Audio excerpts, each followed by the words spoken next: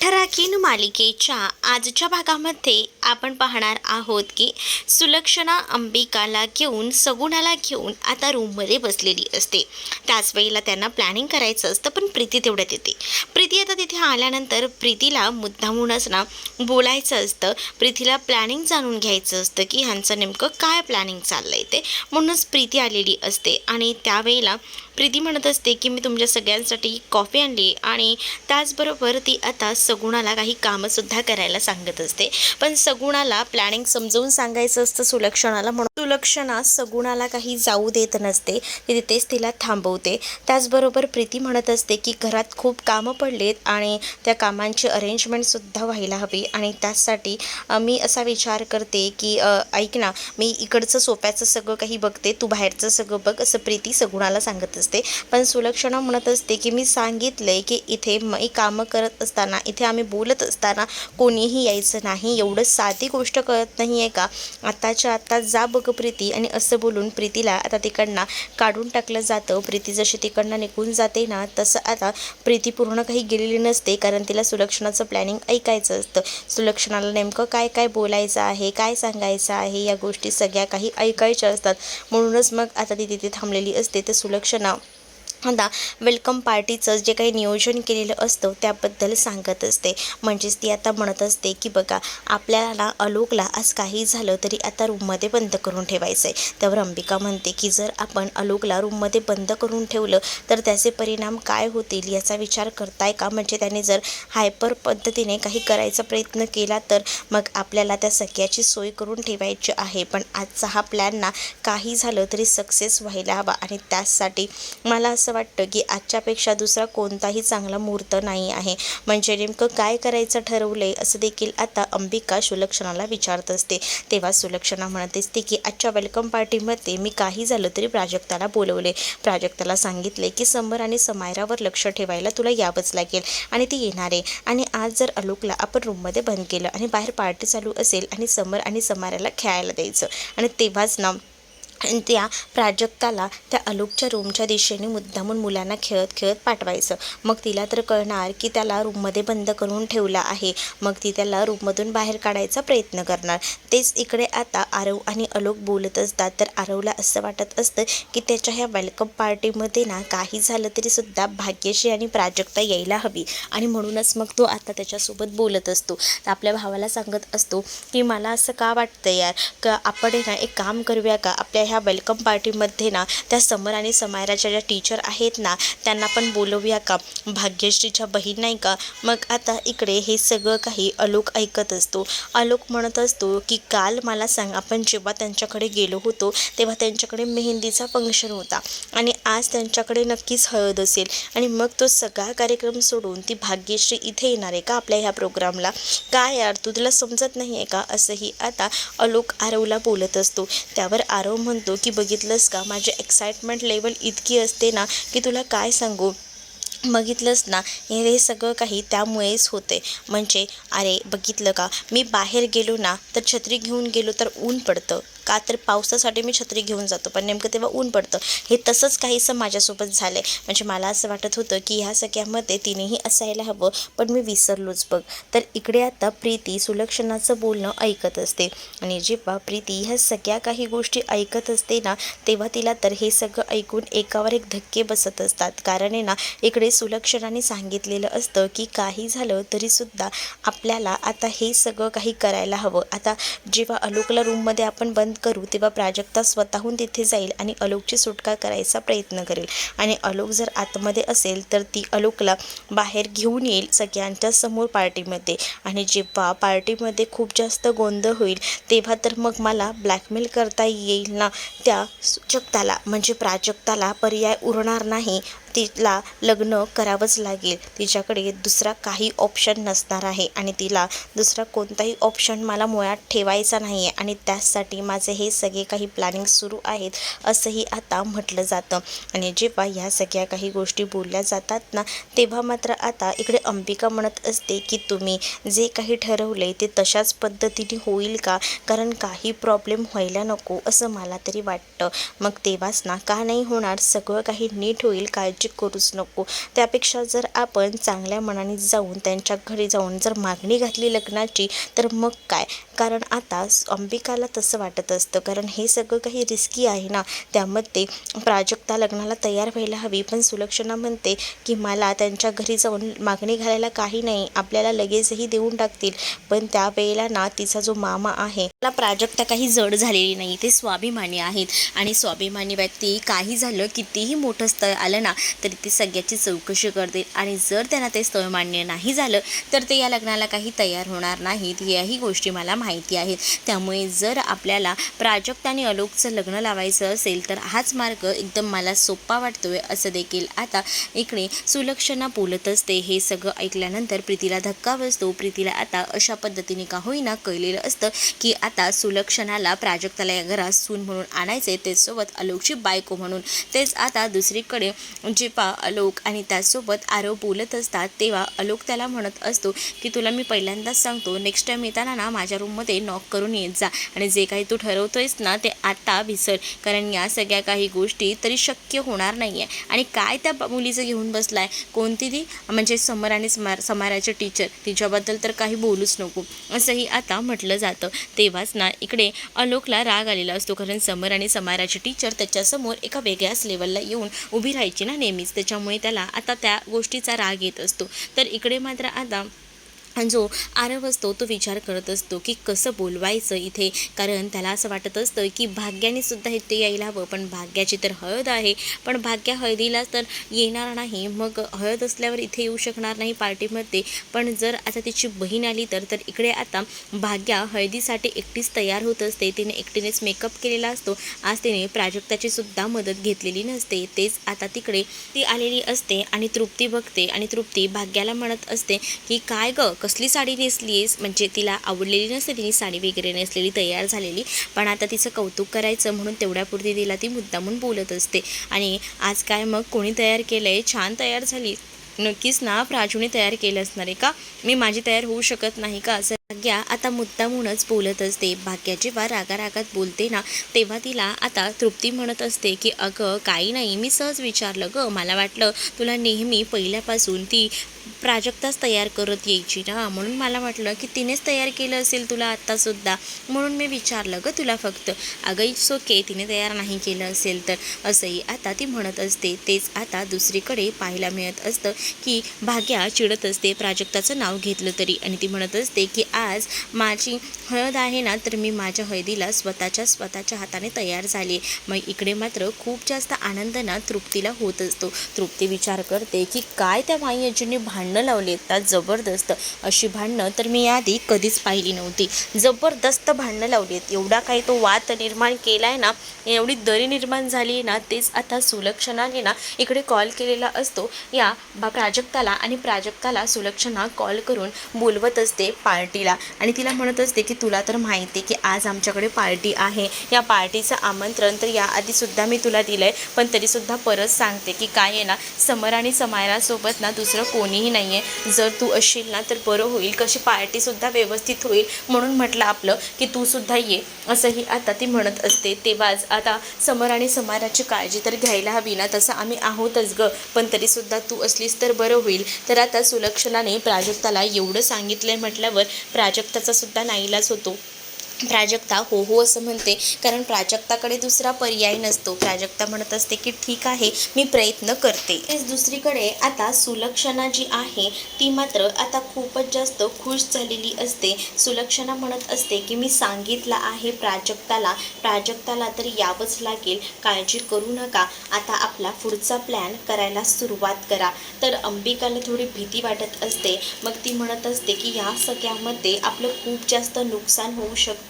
तर सुलक्षणा म्हणत असते की कितीचं नुकसान होणार आहे सांग ना, करोडोंचं होणार आहे का, 10 करोड 12 करोड कितीचं, केवढंही झालं ना तरीही चालेल, पण माझा मुलगा ना बरा व्हायला हवा एवढंच मला दिसतं. कारण मला ना आता एकच मार्ग दिसतोय, जेव्हा प्राजक्ताचं आणि त्याचसोबत आलोकचं लग्न होईल ना तेव्हाच या सगळ्या काही गोष्टी व्यवस्थित होतील, बाकी दुसरा पर्याय नाही आहे, असंही आता म्हटलं जातं. तेच आता दुसरीकडे पाहायला मिळत असतं की इकडे अंबिकाला थोडी भीती वाटत असते, पण सुलक्षणा पैशांचा जराही विचार करत नाही. ती फक्त म्हणत असते की फक्त ना माझा मुलगा बरा व्हायला हवा, मीही त्याची आई आहे, मलाही वाटतं की तो लवकरात लवकर बरा व्हायला हवा आणि याचसाठी मी हे सगळे काही प्रयत्न करते. माझा करोडोंचा नुकसान झालं ना तरीही चालेल, पण मला माझा मुलगा ठणठणीत बरा हवा आहे, असंही आता सुलक्षणा म्हणत असते. सुलक्षणा जेव्हा या सगळ्या काही गोष्टी बोलत असते तेव्हा प्रीतीने हे सगळं बोलणं ऐकलेलं असतं आणि त्यामुळे प्रीतीला मात्र आता कळलेलं असतं की प्राजक्ताला इतके दिवस डोक्यावर घेऊन सुलक्षणा का नाचत होती, त्याचं गुपित आता फायनली इथे प्रीतीला कळलेलं असतं.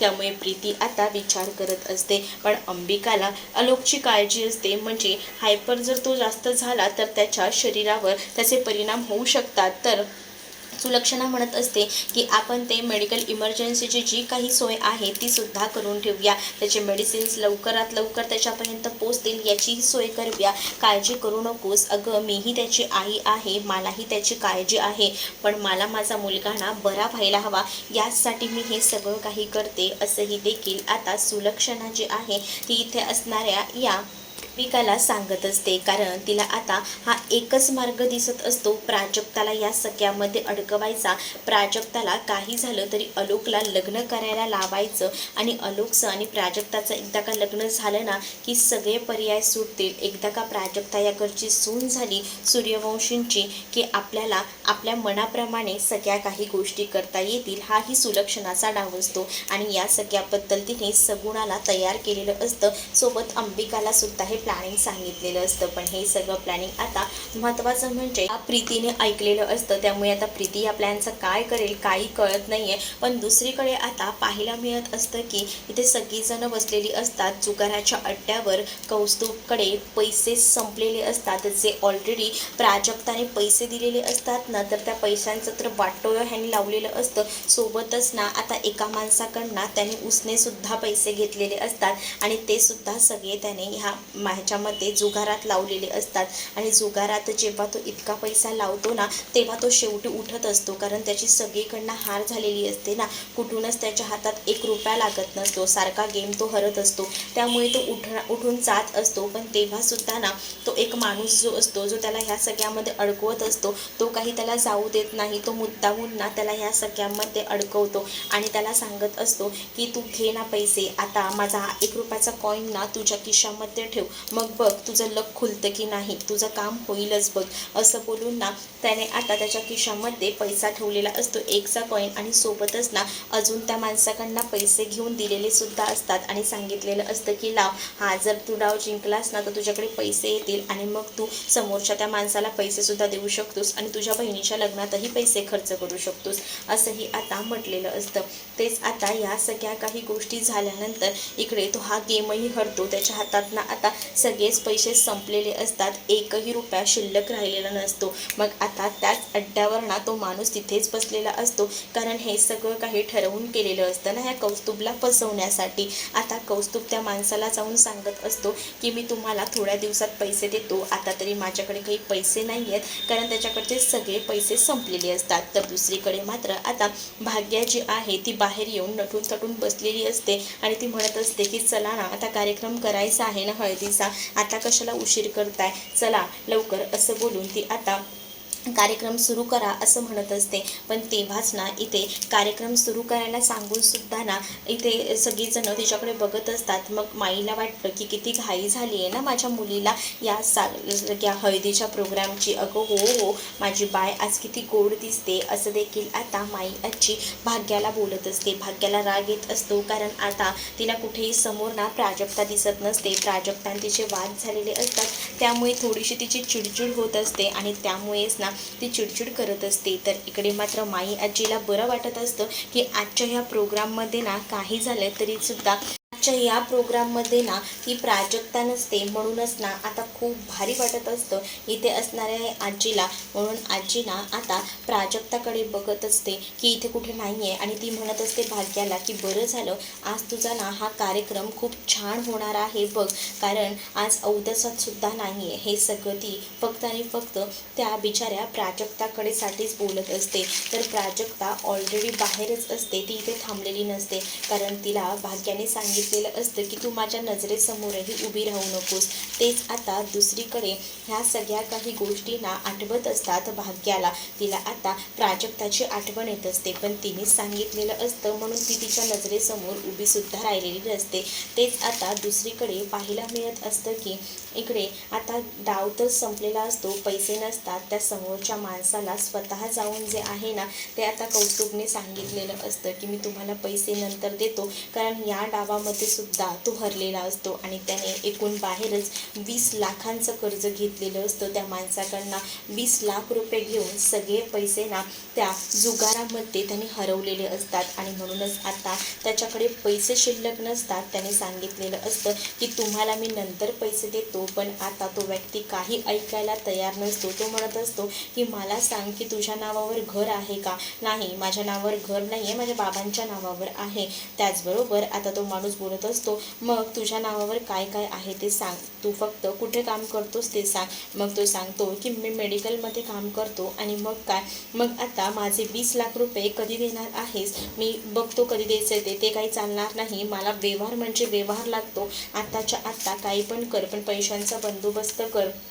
पण आता त्याच्याकडे पैसेच नसतील तर तो कुठून देईल? मग आता त्याला मारायला सुरुवात होते. ती सगळीजणं जी मुलं असतात ना ती घेऊन आता कौस्तुभला मारायला लागतात, कारण त्याला आता पैशांची गरज असते आणि त्या समोरच्या माणसाने त्याला अडकवलेलं असतं.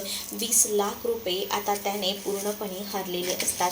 त्यामुळे आता एक नवीन संकट जे आहे ते आता या मामावर सुद्धा येणार असतं. इकडे कौस्तुभ त्या माणसाला विनवणी करत असतो, सांगत असतो की प्लीज तुम्ही समजून घ्या, पण तो माणूस आता बिलकुलही कौस्तुभला समजून घेत नसतो. सरळ त्याने सांगितलेलं असतं जर पैसे नव्हते तर मग कशाला हिंमत केली आमच्याकडे 1 रुपयाही मागायची? नव्हते तर शांत बसायचं होतं ना, नसते दिले, पण आता हे पैसे वसूल केल्याशिवाय ना मी शांत बसणार नाही आहे, असंही आता ती माणसं बोलत असतात. आणि कौस्तुभला खूप जास्त ते आता मारू लागतात. कौस्तुभ आता सगळीकडनं अडकून जातो. त्याला तर आता सुचतच नसतं की काय करावं ते. तेच दुसरीकडे मात्र आता पाहायला मिळत असतं की इकडे आता मामी बाहेर थांबलेले असतात येणाऱ्या पाहुण्यांचं स्वागत करण्यासाठी. तेच प्राजक्ता तिथे जाते आणि प्राजक्ता मामीला म्हणत असते की तुम्ही जा इथून, मी बघते इथलं अरेंज काय करायचं आहे ते. पण तेव्हाच ना प्राजक्ताला मामी बोलत असते की आता तू इथे कशाला आलीस, परत प्रॉब्लेम क्रिएट करायला का? जा बरं इथून. आणि असं बोलून आता मामी जी आहे ती तिला तिथून जायला सांगत असते. आणि तेव्हाच ना मामीला ती म्हणत असते की मामी मला माहिती आहे माझ्यामुळे प्रॉब्लेम झालेत, पण इथून नंतर पुढे नाही होणार गं मामी, प्लीज समजून घे, असं बोलून ती आता मामीला सांगत असते. पण त्याच वेळेला ना आता मामी काही केल्या ऐकायला तयार नसते. म्हणत असते की अजून तुला भाग्याच्या या सगळ्यामध्ये काही प्रॉब्लेम्स क्रिएट करायचे आहेत का? तर तसंच सांग. हां, असंच करणार आहेस तर, कारण आहे ना मला ना आता ह्या सगळ्याचा ना वैताग आलेला आहे, असंही आता मामी जी आहे ती बोलत असते. मामी खूप जास्त चिडलेली असते आणि मामी चिडल्यामध्येच हे सगळं काही बोलत असते. बाज आता प्राजक्ता विचार करते की आता खूप झालं, आता काही उपयोग नाही आहे आपल्याला इथे थांबून. तसंही आता भाग्यालासुद्धा मी तिच्या या प्रोग्राममध्ये नको आहे ना, भाग्यानेसुद्धा मला बरंच काही बोलली आहे ना, मग आता तीही विचार करते की जाऊ दे आपण इथे नको थांबायला. मग तिने आता निर्णय घेतलेला असतो की लवकरात लवकर तिकडनं बाहेर पडायचं. म्हणूनच मग आता तिच्या लक्षात येतं की तसंही सूर्यवंशींच्या घरात आपल्याला पार्टीसाठी जायचं आहे, मग तिथेच आपण जाऊया घरात थांबण्यापेक्षा. मग ती आता आपल्या मामीला सांगते की मामी तुलाही वाटतं ना की मी इथे सगळ्याकडे प्रोग्राममध्ये नको राहायला, मग तू काळजी करू नकोस, मी ठरवले तसंही सूर्यवंशींच्या घरात आज पार्टी आहे आणि त्या पार्टीमध्ये मला त्यांनी इन्व्हाइट केलेलं आहे, आणि तसंही त्यांनी सांगितलं आहे की मुलांकडे लक्ष द्यायला कोण नाही आहे, सो मी जाते तिथे आणि मुलांकडे लक्ष देते, असंही ती आता म्हणू लागते. मग तेव्हाच प्राजक्ताला काहीच बोलत नाही, कारण प्राजक्ताला काही बोलून उपयोगच नव्हता ना. मग मामी इग्नोर करते, पण आता प्राजक्ताला समजतं की आपली किंमत इथे काहीच नाही आहे. त्यापेक्षा आपण सूर्यवंशींच्या घरात जाऊया. इकडे आता भाग्या बाहेर आलेली असते आणि प्राजूला विचारत असते की कुठे आहे प्राजू. मग ती म्हणते की पार्टी आहे ना सूर्यवंशींकडे, तिथे गेली. मामाला सुद्धा ऑकवर्ड वाटतं की ती अशी कशी गेली, कारण घरात हळदीचा प्रोग्राम आहे आणि तो सोडून ती कशी काय जाऊ शकते, हा प्रश्न पडलेला असतो. तेच आता दुसरीकडे पाहायला मिळत असतं की जेव्हा आलोक जो आहे तो अजून तयार झालेला नसतो, म्हणून आरव त्याला सांगत असतो की तूही पार्टीसाठी तयार हो. पण आलोक काही ऐकत नाही. तोपर्यंत आलोक रूममध्ये जातो. त्याला रूममध्ये सगुणाने बंद केलेलं असतं. आलोक जोरजोरात दार वाजवत असतो, तर तिकडनं नेमकी प्राजक्ता जात असते. आणि प्राजक्ता जेव्हा तिकडनं जात असते ना, तेव्हा प्राजक्ताला आता दार वाजवून ऐकायला येत असतं आलोकचा आवाज, कारण आलोक ओरडत असतो आणि म्हणत असतो की कोणीतरी मला इथून बाहेर काढा. आता हा सुलक्षणाचा प्लॅन सक्सेस होतो की फेल होतो, हे येणाऱ्या भागामध्येच आपल्याला पाहायला मिळेल. तुम्ही जर आपल्या चॅनलवर नवीन असाल तर चॅनलला सबस्क्राईब नक्कीच करा. चला तर मग भेटूया पुढच्या भागात. तोपर्यंत टाटा बाय बाय.